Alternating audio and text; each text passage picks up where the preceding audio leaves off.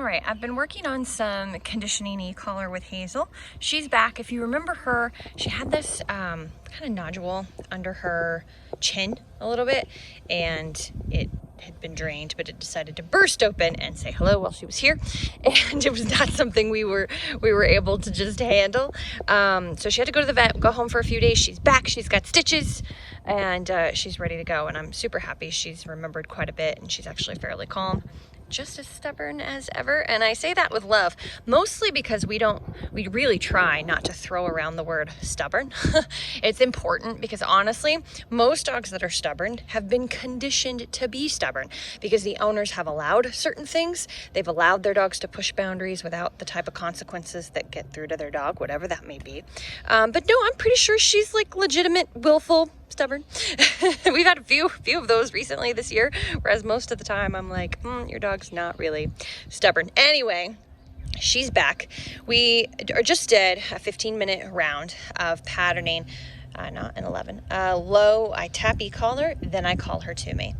And then I say place them down and we do it again. Well, I took the opportunity of her resting for a while to check her stitches, which I try to do a couple times a day, and she got all squirrely on me. Very, very squirrely. So she doesn't want to go back to place now because she thinks put her back in place, it means I'm going to check her if I come over to her. I've been trying to go over and be like, good girl. So she doesn't think I'm just going to check her neck. She can always tell though. She can always tell. Look at that yawn. She's like, please don't bother me. So anyway, with that being said, I wanted to show you guys some of the tougher moments now that she doesn't want to go back to place, even though she was doing fine earlier. So I'm going to tap and recall her to me. Hazel, come. Good girl. She knows. Oh, yeah. Good job. Let's go. And she stops. So I'm going to try a few things. I'm going to start by just tapping and saying come again. We'll see what happens. Come. Good girl. Place. Hey, there we go. Good. Down.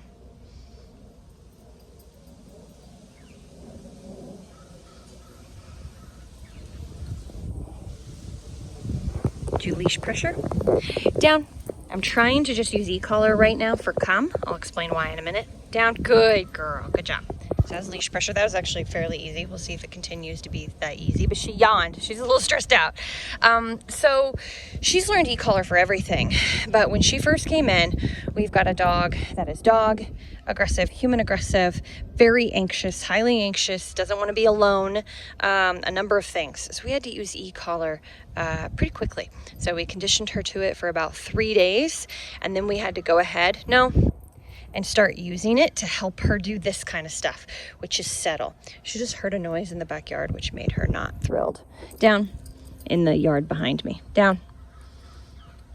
Good, just pressure. Good girl. When I said NO though, I tapped. So that's the thing, is that she's very used to no tap reset, no tap reset. So now it's time to introduce more movement stuff besides heel and do a lot of COME, also associated with e-collar. Otherwise, even low taps to your dog will mean, oh, I should just settle down to be safe. I know she said come, but this is associated mostly with being calm and settling down. So I'll just stay here to be safe. So when we get dogs in like her, we often have to spend a little bit of extra time doing COME with just e-collar. And I won't tap it for the stationary commands for only about 2-3 days. I'll mix it up. So I'll work on stationary commands with e-collar, and then I'll work on just come for fun, low e-collar stimulation separately. I hope that makes sense. And I'll usually use food too. I just didn't bring any with me out here, and she's already eaten. Hazel, come. Good girl. Good job. Yeah, good girl. Let's go. So I hope that made sense to you guys. Place.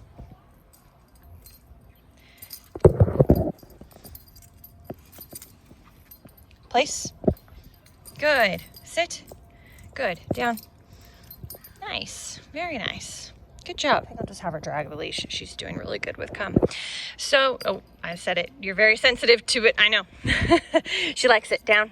She likes it much more than having to be stationary, especially now that we got people, see, in the yard behind me that was talking. Probably getting ready for a party. Down. They party all the time.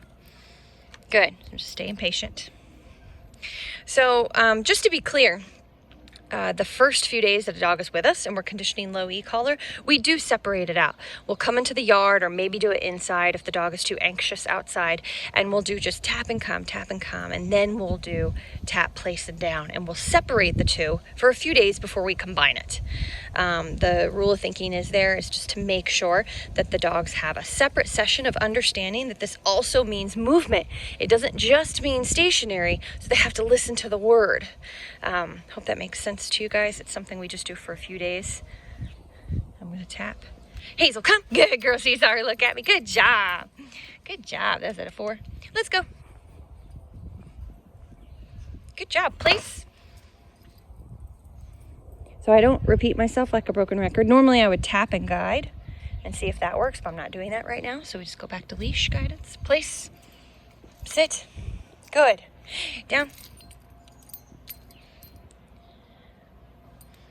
Good job.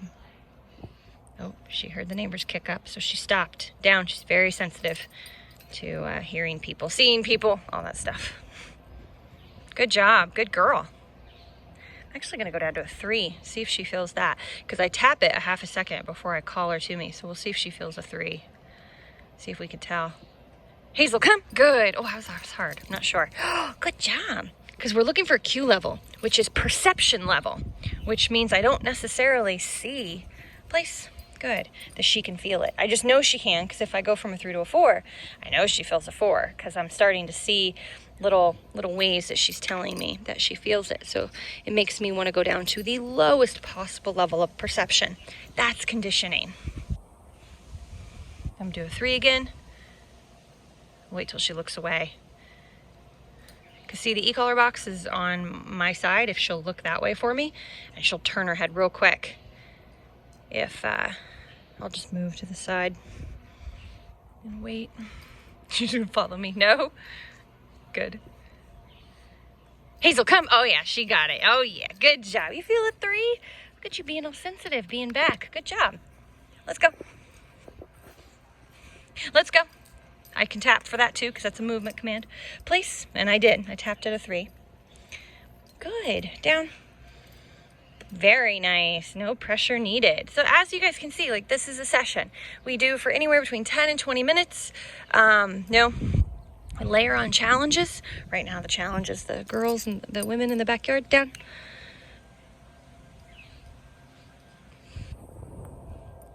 Good job. If she really struggled, like if they kicked up really loud, I would tap, just because it helps her so much. She does really good with it.